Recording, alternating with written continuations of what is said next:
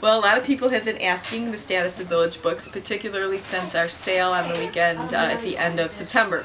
And I have to say we really did go through a crisis in August and September for a lot of reasons, but primarily at that time because our distributors changed our credit terms, and it had a pretty serious and dramatic impact on our ability to get orders into the store.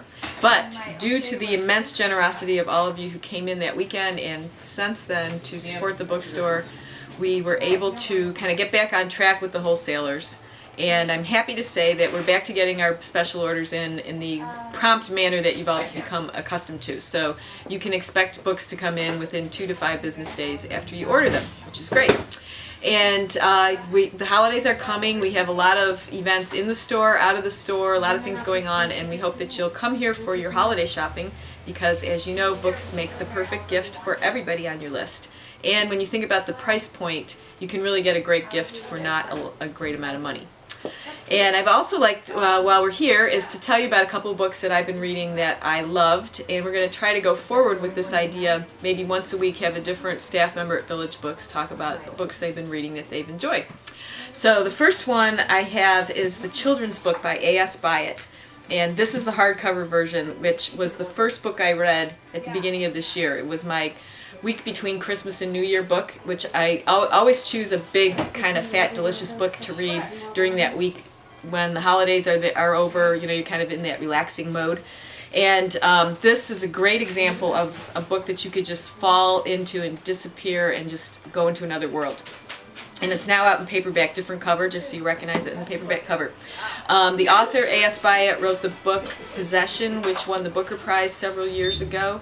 And I also love that book, but it was a little bit more daunting in terms of reading it. It was a pretty challenging read. Whereas this one, I was immediately into it. It begins in the late 1800s in England and goes right up through World War I. It involves a couple of separate families. And I'll just show you something I do. This is the inside of my book. There were a lot of characters, so I ended up making my own little chart of who is who and connecting the families, and referred to it many times while I was reading it. But one of the characters has been hiding out in the Victoria and Albert Museum. One of the main characters is an author of children's books. That's where the title came from.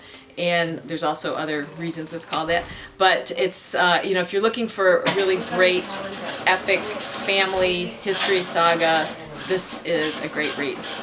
And then the other one I just wanted to mention is A Visit from the Goon Squad by Jennifer Egan. And I sadly don't have it to show you the cover, but she's a favorite author of mine. She wrote The Keep, which is a wonderful gothic, kind of complicated, creepy novel. And Look at Me, which won the National Book Award a couple years ago.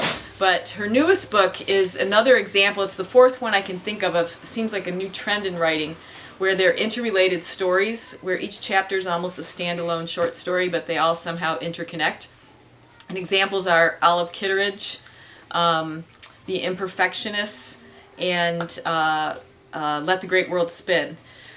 This one I particularly enjoyed, Welcome to the Goon Squad, or A Visit from the Goon Squad, because the chapters, they go back and forth in time. So for example, you meet a character in the first chapter.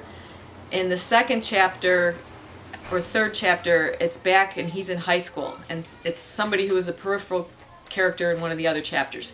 And it's just, in the end, you have this big scope of people and what happened to them in the past and what we imagine might happen to them in the future. And it's just incredible. She just has an incredible mind. It's a just wonderful read. So that's all for today, and I hope that you'll come back to Village Books tomorrow, every day, and often. And remember, we're large enough to serve you, small enough to know you. Okay, thanks.